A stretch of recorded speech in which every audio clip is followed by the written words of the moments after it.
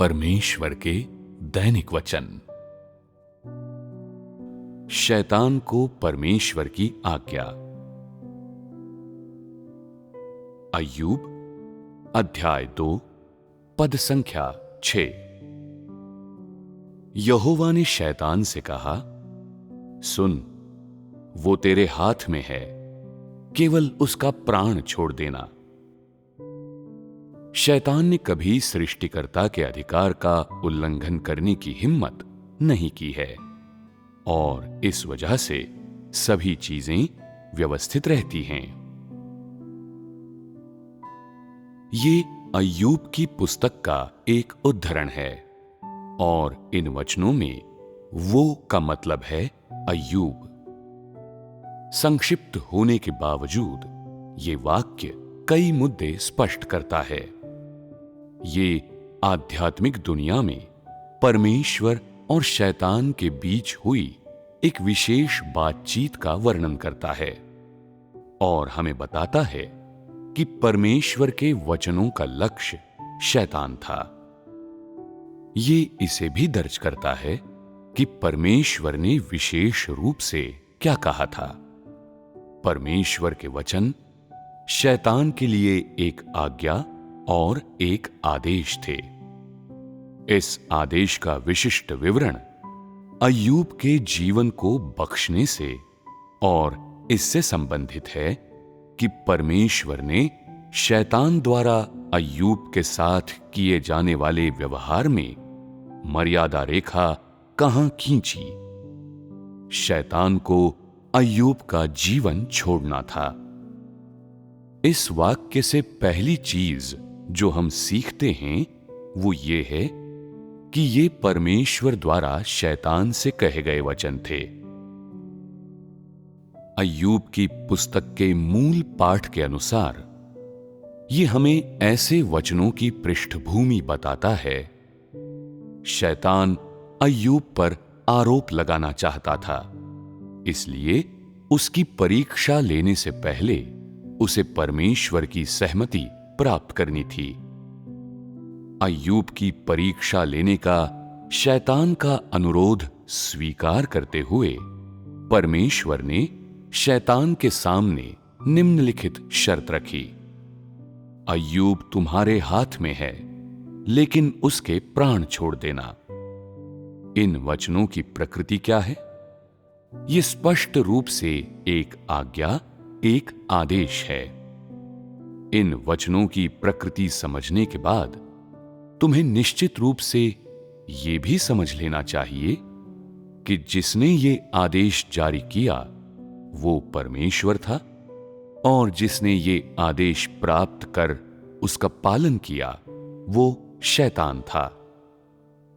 कहने की जरूरत नहीं कि इस आदेश में परमेश्वर और शैतान के बीच का संबंध इन वचनों को पढ़ने वाले हर व्यक्ति पर स्पष्ट है।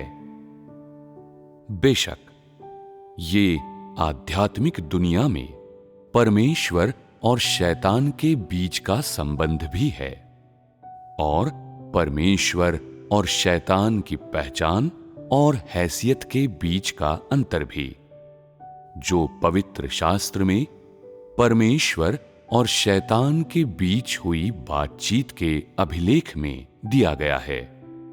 और ये परमेश्वर और शैतान की पहचान और हैसियत के बीच स्पष्ट अंतर है, जिसे आज तक मनुष्य विशिष्ट उदाहरण और पाठ्य अभिलेख में देख सकता है। इस जगह मुझे कहना होगा कि इन वचनों का अभिलेख परमेश्वर की पहचान और हैसियत के बारे में मानव जाति के ज्ञान का एक महत्वपूर्ण दस्तावेज है और ये परमेश्वर के बारे में मानव जाति के ज्ञान के लिए महत्वपूर्ण जानकारी प्रदान करता है। आध्यात्मिक दुनिया में सृष्टिकर्ता और शैतान के बीच हुई इस बात के माध्यम से मनुष्य सृष्टिकर्ता के अधिकार का एक और विशिष्ट पहलू समझने में सक्षम है। ये वचन सृष्टिकर्ता के अद्वितीय अधिकार की एक और गवाही हैं। बाहरी तौर पर यहोवा परमेश्वर शैतान के साथ बातचीत कर रहा है। सार के संदर्भ में जिस रवैये के साथ यहोवा परमेश्वर बोलता है और जिस स्थान पर वो खड़ा है वो शैतान से ऊंचा है। कहने का तात्पर्य ये है कि यहोवा परमेश्वर शैतान को आदेशात्मक स्वर में आज्ञा दे रहा है और शैतान को बता रहा है कि उसे क्या करना चाहिए और क्या नहीं करना चाहिए, कि अय्यूब पहले से ही उसके हाथों में है और वो अय्यूब के साथ जैसा चाहे वैसा व्यवहार करने के लिए स्वतंत्र है, लेकिन वो अय्यूब की जान न ले। इसका निहित पाठ ये है कि हालांकि अय्यूब शैतान के हाथों में सौंप दिया गया है, लेकिन उसका जीवन शैतान को नहीं दिया गया है। कोई भी अय्यूब का जीवन परमेश्वर के हाथों से नहीं ले सकता जब तक कि परमेश्वर की अनुमति न हो। शैतान को दिए गए इस आदेश में परमेश्वर का रवैया स्पष्ट रूप से व्यक्त होता है और ये आदेश उस स्थिति को भी अभिव्यक्त और प्रकट करता है जिससे यहोवा परमेश्वर शैतान के साथ बातचीत करता है। इसमें यहोवा परमेश्वर न केवल उस परमेश्वर का दर्जा रखता है जिसने प्रकाश, वायु और सभी चीजों और जीवों का सृजन किया, उस परमेश्वर का जो सभी चीजों और जीवों पर प्रभुत्व रखता है, बल्कि उस परमेश्वर का भी जो मानव जाति को आज्ञा देता है और रसातल को आज्ञा देता है, परमेश्वर जो सभी जीवित चीजों के जीवन और मृत्यु को नियंत्रित करता है। आध्यात्मिक दुनिया में परमेश्वर के अलावा और कौन शैतान को ऐसा आदेश देने का साहस करेगा? और परमेश्वर ने व्यक्तिगत रूप से शैतान को अपना आदेश क्यों दिया? क्योंकि अय्यूब सहित सभी मनुष्यों का जीवन परमेश्वर के नियंत्रण में है। परमेश्वर ने शैतान को अय्यूब की जान को नुकसान पहुंचाने या उसकी जान लेने की अनुमति नहीं दी। यहां तक कि जब परमेश्वर ने शैतान को अय्यूब की परीक्षा लेने की अनुमति दी, तब भी परमेश्वर को विशेष रूप से ऐसा आदेश देना याद था। इसलिए उसने एक बार फिर शैतान को अय्यूब की जान न लेने की आज्ञा दी। शैतान ने कभी परमेश्वर के अधिकार का उल्लंघन करने का साहस नहीं किया है और इसके अलावा उसने हमेशा परमेश्वर के आदेश और विशिष्ट आज्ञाएं ध्यान से सुनी हैं और उनका पालन किया है। कभी उनका उल्लंघन करने का साहस नहीं किया है और निश्चित रूप से परमेश्वर के किसी भी आदेश को मुक्त रूप से बदलने की हिम्मत नहीं की है। ऐसी हैं वे सीमाएं जो परमेश्वर ने शैतान के लिए निर्धारित की हैं और इसलिए शैतान ने कभी इन सीमाओं को लांघने का साहस नहीं किया है।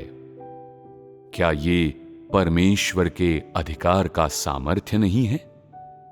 क्या ये परमेश्वर के अधिकार की गवाही नहीं है? मानव जाति की तुलना में शैतान को इस बात की ज्यादा स्पष्ट समझ है कि परमेश्वर के प्रति कैसे व्यवहार करना है और परमेश्वर को कैसे देखना है, और इसलिए आध्यात्मिक दुनिया में शैतान परमेश्वर की हैसियत और अधिकार को बहुत स्पष्ट रूप से देखता है और वो परमेश्वर के अधिकार की शक्ति और उसके अधिकार प्रयोग के पीछे के सिद्धांतों की गहरी समझ रखता है। वो उन्हें नजरअंदाज करने की बिल्कुल भी हिम्मत नहीं करता, न ही वो किसी भी तरह से उनका उल्लंघन करने की या ऐसा कुछ करने की हिम्मत करता है जो परमेश्वर के अधिकार का उल्लंघन करता हो, और वो किसी भी तरह से परमेश्वर के कोप को चुनौती देने का साहस नहीं करता। हालांकि शैतान दुष्ट और अहंकारी प्रकृति का है, लेकिन उसने कभी परमेश्वर द्वारा उसके लिए निर्धारित हद और सीमाएं लांघने का साहस नहीं किया है। लाखों वर्षों से उसने इन सीमाओं का कड़ाई से पालन किया है। परमेश्वर द्वारा दी गई हर आज्ञा और आदेश का पालन किया है और कभी भी हद पार करने की हिम्मत नहीं की है। हालांकि शैतान दुर्भावना से भरा है, लेकिन वो भ्रष्ट मानव जाति से कहीं ज्यादा बुद्धिमान है। वो सृष्टिकर्ता की पहचान जानता है और अपनी सीमाएं भी जानता है। शैतान के विनम्र कार्यों से ये देखा जा सकता है कि परमेश्वर का अधिकार और सामर्थ्य स्वर्गिक आदेश हैं, जिनका शैतान द्वारा उल्लंघन नहीं किया जा सकता, और ये ठीक परमेश्वर की अद्वितीयता और उसके अधिकार के कारण है कि सभी चीजें एक व्यवस्थित तरीके से बदलती और बढ़ती हैं, ताकि मानव जाति परमेश्वर द्वारा स्थापित क्रम के भीतर रह सके और वंश वृद्धि कर सके। कोई भी व्यक्ति या वस्तु इस आदेश को भंग करने में सक्षम नहीं है, और कोई भी व्यक्ति या वस्तु इस व्यवस्था को बदलने में सक्षम नहीं है, क्योंकि ये सभी सृष्टिकर्ता के हाथों से और सृष्टिकर्ता के आदेश और अधिकार से आते हैं।